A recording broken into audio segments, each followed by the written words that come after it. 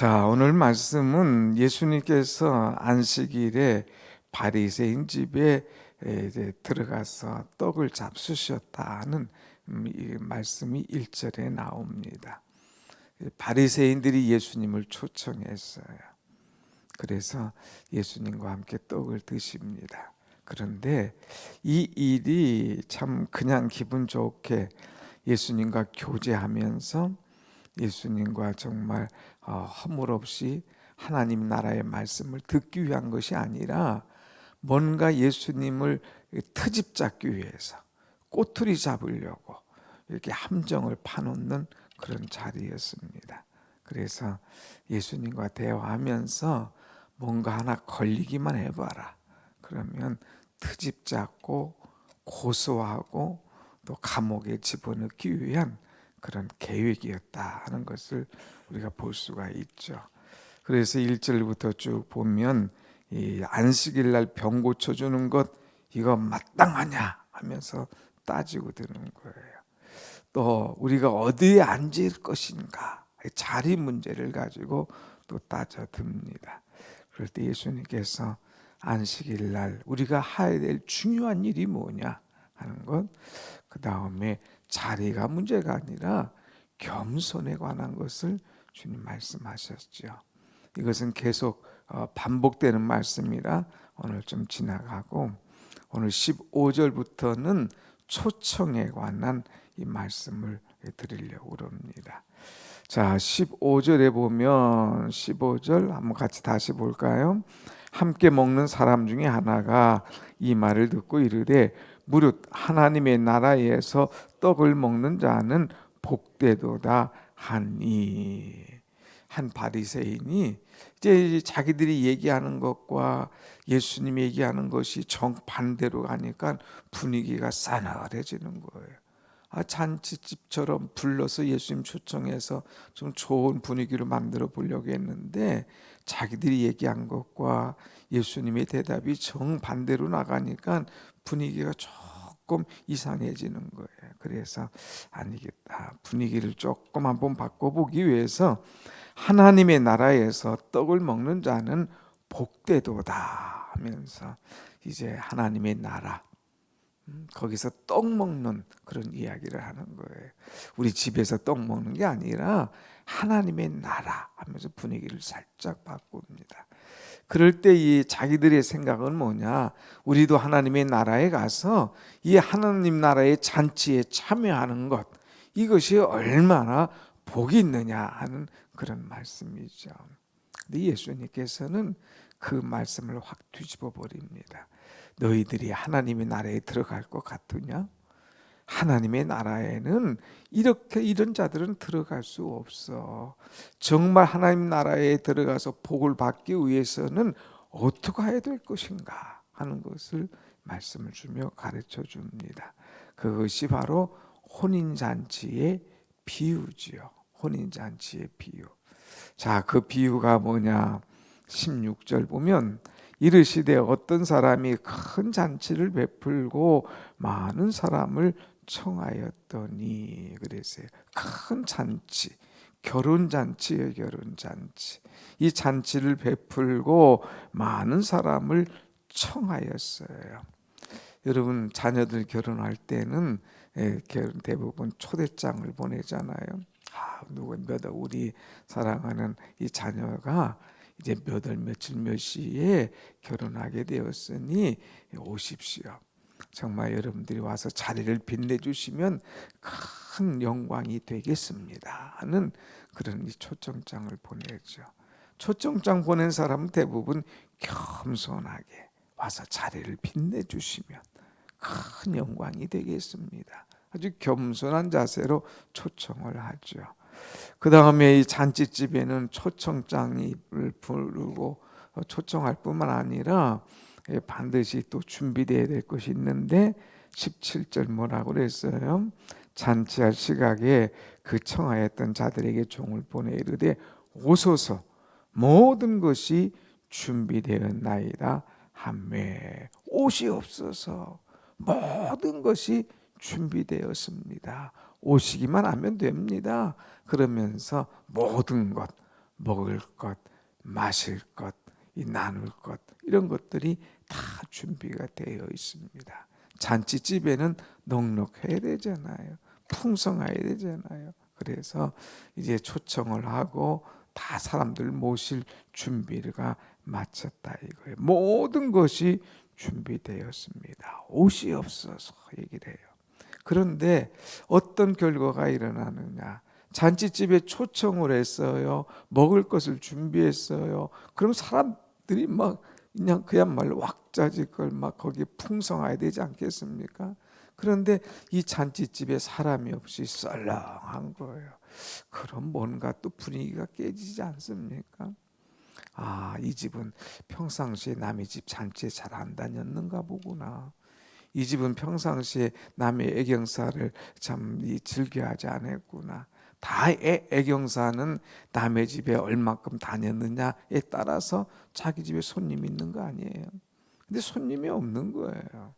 자, 그 손님이 없는데 그 이유를 한번 보십시다. 18절 말씀 봅니다. 18절 다 일치하게 사양하여 한 사람은 이르되 나는 밭을 샀음에 아무래도 나가 보아야 하겠으니 청컨대 나를 양해하도록 하라.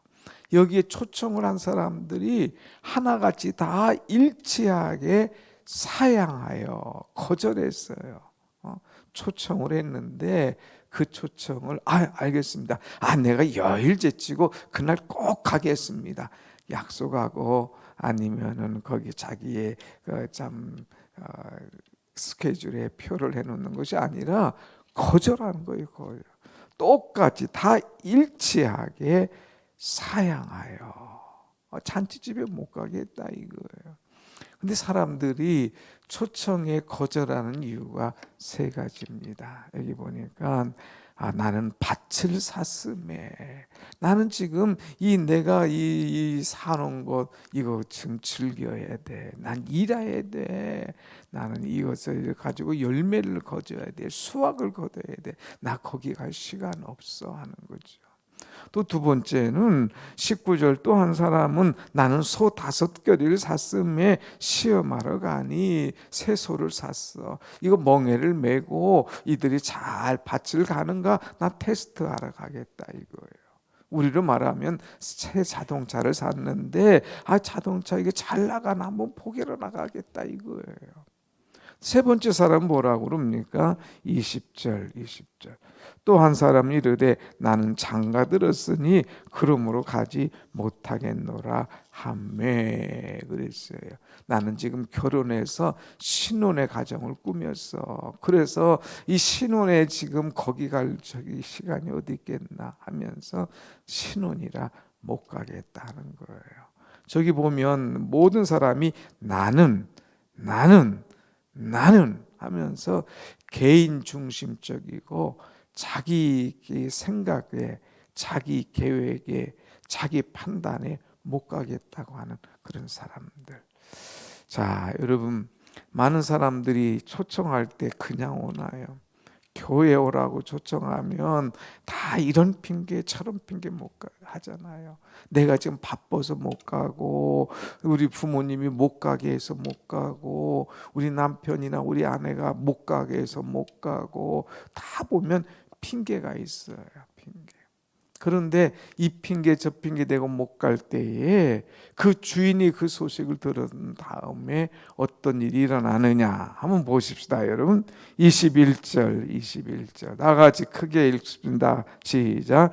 종이 돌아와 주인에게 그대로 고하니 이에 집주인이 노하여 그 종에게 이르되 빨리 시내의 거리와 골목으로 나가서 가난한 자들과 몸 불편한 자들과 맹인들과 저는 자들을 데려오라 하니라. 여기 보니까 노했다고 그래서 노했어요. 주인이 무슨 말이야?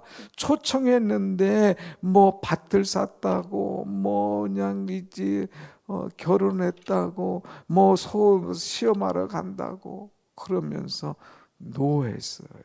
주인이 노하면서 그러면 그 아니야 빨리 가. 지금 이 잔치에 와서 함께 참여하도록 빨리 나가서 거리에 나가서 사람들을 데리고 와. 여기 보면 이 뭐라고 그랬어요? 노했다고 그랬어요. 거리로 빨리 나가라고 그랬어요. 그래서 거기에 나가서 사람들을 데려와라 하고 데려와라. 거기에 거리에 있는 사람들 데리고 와. 만나는 사람들 데리고 와 하는 그런 메시지를 주면서 특별히 이제 주인의 마음이 잘 나타나는 것이 뭐가 있느냐. 22절 말씀 보세요. 22절 종이 이르되 주인이여 명하신 대로 하였으되 아직도 자리가 있나이다. 나가서 보면 가난한 사람들, 몸 불편한 사람들, 맹인들, 이 사람들은 쉽게 오는 거예요. 복음을 듣고 오게 되는 거예요. 그런데 아직도 자리가 비었다 이거예요. 그럴 때 주인이 또 말하는 겁니다. 아직도 자리가 있다고 할 때에 23절 중요한 말씀이에요. 23절 시작. 주인이 종에게 이르되 길과 산을 타러 나가서 사람을 강권하여 데려다가 내 집을 채우라. 이제 길과 산울타리로 가. 편한데 거리만 가지 말고 산울타리까지 가서 사람을 만나면 강권해. 강권. 그냥 뭐 조용하게 한번 갑시다 이렇게 하지 말고 강권해. 그리고 더 나가서 내 집을 채워. 오늘 여기 말씀 보면 이제 23절 나가서 길과 산울타리로 나가. 그리고 강권해. 사람을 강권해서 데려다가 그리고는 내 집을 채워. 이것이 중요한 얘기 아닙니까? 사랑하는 여러분, 우리는 이것을 보면 하나님 나라의 잔치, 이건 곧 뭐를 말합니까? 전도를 말하는 거예요. 전도하고 그 다음에 하나님의 성전으로 데려와. 그리고 하나님 앞에 함께 예배드리도록 하라 하는 것을 하나님의 나라의 잔치로 표현을 하고 있는 것을 보게 됩니다. 여러분, 우리는 정말 나가야 됩니다. 나가야 돼요. 길로만 아니라 산 울타리까지, 험지까지, 어려운 자리까지 가서라도 그들을 주 앞으로 데려올 수 있는 그 마음의 자세가 돼 있어야 되는 거예요. 여러분이 정말 믿은 지 10년이 됐어도 얼마나 사람들을 한 사람이라도 데리고 왔느냐 한번 생각해 보세요. 나는 얼마나 사람들을 강권해서 전도했느냐 이거예요. 요새 목사님 전도해서 되는 사람 있나요? 요새 강권한다고 데려오나요? 종교도 자유지. 뭐 얘기는 잘하지만 내가 정말 그 사람을 강권해서 데려오는 그런 이 마음, 그런 자세, 그런 행동이 얼마나 있느냐 이거예요. 분위기 따지고 요새 시대 따지고 하면서 못하는 경우가 많이 있어요. 아니에요. 분위기 따질 게 아니라 강권해서라도 지금 그렇지 않으면 이 사람은 어느 시기에 어떤 문제가 있을지 알 수도 없잖아요. 어떤 사람 전도하려면 보통 나중에 가겠습니다. 우리 부모님이 못 가게 하는데 우리 부모님이 돌아가시면 그때 가겠습니다. 누가 알아요? 부모님보다 내가 먼저 갈지 알 수 없는 거예요. 그렇기 때문에 우리는 강권해서 그 사람을 주님 앞으로 데려오고 강권해서 회개하도록 하는 것, 이것이 중요한 것 아닙니까? 때로는 강권도 필요해요. 지난주 목요일 날 얘기했잖아요. 참 우리 교회에 어려운 신자가 하나 있었다고. 그런데 병문안 가가지고 강권적으로 회개를 시킨 거예요. 입술에 산소 호흡기 켜놓고 이러고 있는데 말도 막 간신히 할 수 있는데 따라하라고. 당신은 깡패 아니었느냐고. 당신은 못된 짓 하지 않았느냐고. 지금 회개하지 않으면 너 천국 못 가. 회개해. 강권적으로 따라했어요. 주님, 저는 죄인입니다. 주님, 저는 죄인. 나는 진짜 못된 짓 많이 했습니다. 더러운 짓 많이 했습니다. 사람들 앞에 참 악한 일 많이 했습니다. 따라하는 거예요. 눈물을 죽을래. 주님, 날 용서해 주십시오. 주님, 하나님 나라에 들어가길 소원합니다. 예수님을 나의 구주로 영접합니다. 따라하는 거예요. 강권적으로. 그러면서 목사님 고맙습니다. 고맙습니다. 그래서 제가 지난주에 이번 주말 안에 얼마 가지 않을 것 같다 얘기했잖아요. 근데 그 다음날 가셨어요. 그 다음날 한 영혼 구원하는 거예요. 그런데 그것도 가서 아유 안 됐네. 아유 빨리 회개해야 돼. 죽기 전에 잘못한 거 있으면 하나님 앞에 회개해. 아유 그럼 그 사람이 하겠어요. 지금 아파 죽겠는데. 빨리 와서 나 그냥 주사를 놔주든지 진통제 놔주든지 해결 기다리겠지. 아니 따라서 하시라고. 소리 안 나. 소리 큰 소리로 해. 마지막이라도 좀 큰 소리에 강권적으로 따라하면서 그냥 회개하게 하고 예수님 영접하게 하고 강권적으로 하면서 그를 구원시킨 그런 일이 엊그제 있었어요. 참 여러분에게 얘기했지만 어떻게 보면 부끄러운 구원이에요. 십자가 강도처럼 예수님 마지막 때 주여 이제 회개할 때 내가 나와 함께 낙원에 이르리라. 마지막 회개할 때 주님께서 내가 나와 함께 낙원에 이르리라. 열매는 없어요. 한 일은 없어요. 마지막 죄 고백하고 하나님 나라를 얘기했을 때에 주님 낙원에 관한 말씀하셨잖아요. 이 사람도 마지막 숨을 헐떡거리면서 회개할 때에 구원의 은총을 받은 거예요. 안타까운 것은 열매가 없죠. 회개하고 그 다음에 열심히 주를 위하여서 교회를 위하여서 헌신한 열매가 있어야 되는데 그런 생활이 없었다는 게 아쉽지만 그래도 회개했다는 것이 얼마나 귀한 거예요. 여러분 강권해 보세요. 강권한 말씀이 성경에 있지 않습니까? 창세기 19장 보면 소돔과 고모르상이 명하는 거예요. 막 쭈삣쭈삣하고 여기 더 있으면 좋겠는데 여기 살기 좋은데 막 안 가는 거예요. 천사가 지금 무슨 소리야? 롯 그의 아내 그의 자식들 강권해서 막 집어 끌어내리잖아요. 너 여기 있으면 지금 죽어 빨리 나와 하면서 막 끌어내니까 강권적인 끌어냄 속에 그들이 겨우 나오잖아요. 그래도 롯의 아내는 자꾸 아쉬우니까 뒤를 쳐다보다가 그냥 소금 기둥이 돼서 끝나버리지 않습니까? 여러분 지금 내 가족이 죽어가는데 내 자기 구원받지 못하는데 아유 그래 나중에 다 때가 있는 거지 뭐. 천천히 그러다가 그냥 순식간에 어떤 일을 당하는지 우리가 어떻게 알겠느냐 이거예요. 그러니까 가족 구원을 먼저 하세요. 불쌍히 여기세요. 강권적으로 여보 갑시다. 애들아 가자. 부모님 가시죠 하면서 강권적인 그런 마음, 불타는 마음이 있어야 돼요. 지금 막 불 속에 들어가는데 어제 말씀이 여러분들은 위로받았잖아요. 하나님의 나라에 죽도록 충성하는 자는 생명의 관을 줄 것이다. 생명의 면류관을 줄 것이다. 그것만 아니라 또 하나의 축복이 뭐예요? 너희는 둘째 사망의 해를 당하지 않을 것이다. 사망 한 번으로 죽는 것이 아니라 믿음이 없고 예수가 없는 사람은 두 번째 사망이 있다고 그랬잖아요. 심판이 있다고 했잖아요. 그것은 불못이라고 했잖아요. 그것은 유황과 불타는 곳에서 다시 나올 수 없는 불심판, 그것을 너희는 당하지 않으리라. 누가? 죽도록 충성한 사람에게. 누가? 예수님 영접하고 정말 하나님 나라에서 건강한 신앙인으로 정말 하나님의 나라에서 부유하게 사는 사람들에게 주시는 축복 아닙니까? 그런데 이런 믿음이 없는 사람은 둘째 사망의 해를 당할 것이에요. 면류관 꿈도 없습니다. 이런 불못에 들어가서 안타까운 심판을 받을 건데 그들을 생각해 봐라 이거예요. 그들을 생각해 봐라. 그제 그래서 이제 그분 가서 또 한번 장례식 하는데 가봤어요. 목사님 너무 고마워.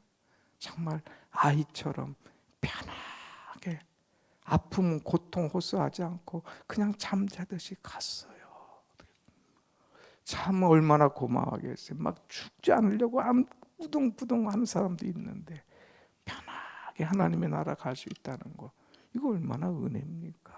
사랑하는 여러분, 우리 가족들 강권해야 돼. 강권. 여기 보니까 뭐라고 그랬어요?